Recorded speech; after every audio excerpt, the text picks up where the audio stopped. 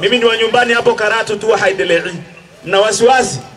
Peoples, niseme mambo machache tu. La kwanza, tupo kwenye operation ya kudai reforms, kudai mabadiliko ya sheria za uchaguzi ili tuende kwenye uchaguzi utakao kuwa huru na haki. Kwa sasa kuna uchaguzi huru na haki, wananchi wa Mbulu? Kuna uchaguzi huru na haki? Rais Samia ni mwenyekiti wa Chama cha Mapinduzi Taifa, na yeye ameshapitishwa na mkutano mkuu wa CCM kugombea urais kwa Chama cha Mapinduzi, na bado yeye ndiye ana mamlaka ya kuteua na ndiye aliyeteua Tume ya Taifa ya Uchaguzi kusimamia uchaguzi wake mwenyewe, na ana mamlaka ya kuiondoa tume hiyo saa yoyote akitaka. Hapo kutakuwa na uchaguzi huru? Hata kama hatujasoma hiyo, amuelewi jamani? Peoples, uchaguzi wa serikali za mitaa juzi tu hapa tuliibiwa, tulinyang'anywa vijiji vyote, karibu vyote na vitongoji vyote, si ndio jamani? Wako tayari kusema hatujui kusoma na kuandika. Mimi ni wakili, mwaka 2019 niligombea wenyekiti wa kijiji changu, wakasema sijui kusoma na kuandika. Wakati nasimamia kesi mahakamani za wana CCM, hata ya mwenyekiti wa CCM wa wilaya nasimamia mimi, alafu wanasema sijui kusoma na kuandika. Peoples, kwa utaratibu huu lazima tudai mabadiliko kwanza. Mmemwona mkurugenzi ndiye anasimamia uchaguzi.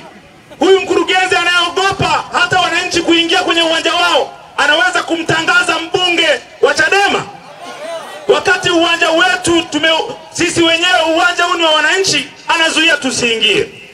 Nataka niseme pia na wana CCM kwa dakika moja tu, nimlete Mnyika. Peoples, wako watu wachache wana CCM bado wanaamini eti baada ya miaka 64 tokea tupate uhuru tunaweza kupata maendeleo. Si wako wanaoamini hivyo? Sisi kwetu kule Karatu, sijui nyinyi huku, wanawake mnisamehe, kuna mimba inaitwa hotai. Mnafahamu hotai? Yaani kuna kipindi tumbo linakuwa kubwa hivi, unajua sasa huyu atajifungua huyu. Ukirudi mwaka mwingine hakuna cha mimba. Sawa sawa eh? Sasa hata ungekuwa ni mke wako miaka 60 hajazaa, hapo kuna kupakata mtoto tena? Kuna kupakata mtoto tena? Yaani mwaka wa kwanza ukasubiri, mwaka wa 10 ukasubiri bado atazaa, mwaka wa 20 hajazaa, wa 30 mpaka wa 50 mpaka wa 60. Ibrahim tu aliwahi kupata mtoto kwa miujiza ya Mwenyezi Mungu, na kwa utawala wa sisi miujiza ya Mwenyezi Mungu haipo. Peoples, kwa kusubiri mtoto kwa CCM ni sana mtu kusubiri mtoto wakati mimba yenyewe ni hotai. Kwa hiyo niwaombe sana wana CCM wachache mliobaki, muungane na Chadema tupiganie haki. Mheshimiwa Mnyika, wananchi hao wana kero kubwa kwenye masuala ya mazao. Wanapouza wanalazimishwa kuuza kupitia mfumo wa ushirika, wanapewa stakabadhi ghalani, wanapewa karatasi. Yaani unapeleka mazao unapewa nini? Hiyo karatasi. Ukienda kwenye duka la pembejeo wanaweza wakakupa bidhaa, watakupa mbolea, watakupa dawa. Ukienda kununua sukari utapewa sukari. Peoples, wana kero hiyo na wanatamani uzungumzie, useme, taifa lisikie. Wangapi wanaunga mkono no reforms no election? Sasa kwa nafasi hii naomba nimlete Mheshimiwa John Mnyika, karibu uzungumze na wananchi wa Mbulu kwa dakika chache ili waturuhusu tuende Dogobeshi na maeneo mengine. Karibu sana kamanda. Mbulu Saita. Peoples. Peoples. Waheshimiwa wananchi wa Mbulu, kwanza niwashukuru sana kwa kutupokea kwa dua ya kimila, na muendesha mila akawa ameshika majani haya.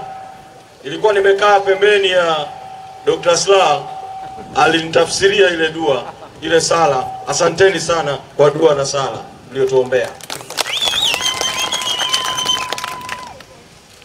Pili, niwashukuru kwa uvumilivu wenu, kwamba pamoja na jua mmesimama kutusikiliza, lakini zaidi pamoja na hila za mkurugenzi kufunga geti, bado mmekuwa na subira ya kutusubiri. Hatimaye subira imevuta heri, mmejaa kwa wingi uwanjani. Asanteni sana. Sasa wakati naingia kutokea Karatu, tunapita mtaani kuja hapa uwanjani, nikawaona wakina mama wamepanga vyakula wanauza pembeni ya barabara. Yani ukikosea kidogo tu gari ikisogea inamkanyaga mwanamama. Nilipofika hapa nikaambiwa mkurugenzi amezuia geti lifungwe tusiingie. Nikasema huyu mkurugenzi huyu ambaye anashindwa hata kuisimamia halmashauri kutenga maeneo ya biashara kwa wafanyabiashara ndogo ndogo, anaacha kazi yake na kuja kushughulika na geti la uwanja wa wananchi. Sasa ndugu zangu wa Mbulu, haya ni matokeo ya katiba yetu mbovu ambayo imetoa madaraka makubwa kwa rais, mtu mmoja, kwamba rais anateua wakurugenzi ama yeye moja kwa moja au kupitia wizara ya TAMISEMI. Lakini hii ni halmashauri. Halmashauri ziliundwa ili kupeleka madaraka kwa wananchi. Sasa kwa mfumo wetu wa katiba mbovu ya nchi yetu na sheria zetu mbaya, kwamba kuna chombo kinaitwa baraza la madiwani, yani ndio kama bunge la hapa Mbulu, baraza la madiwani. Baraza la madiwani, madiwani wanaingia pale kutoka kata mbalimbali, wanachagua mwenyekiti wa halmashauri na mijini meya, lakini mamlaka ya wananchi yanaishia hapo, kwa sababu serikali kuu chini ya rais inaleta mtu wake anaitwa mkurugenzi mteule, na siku hizo amepewa kinga mpaka eti baraza la madiwani haliwezi kuazimia kumwondoa mkurugenzi. Kwa mamlaka ya wananchi yanaporwa na watawala. Wanaweka mkurugenzi pale, alafu kwenye wilaya wanaweka mkuu wa wilaya mteule mwingine wa rais. Hawa wateule wa mtu mmoja ndio wanakuwa na mamlaka kuzidi hata watu waliochaguliwa na wananchi. Mkuu wa wilaya anaitwa mwenyekiti wa kamati ya ulinzi na usalama. Polisi wanakuwa chini yake, anaamrisha OCD, anaamrisha kila mtu. Mamlaka ya wananchi yanaporwa.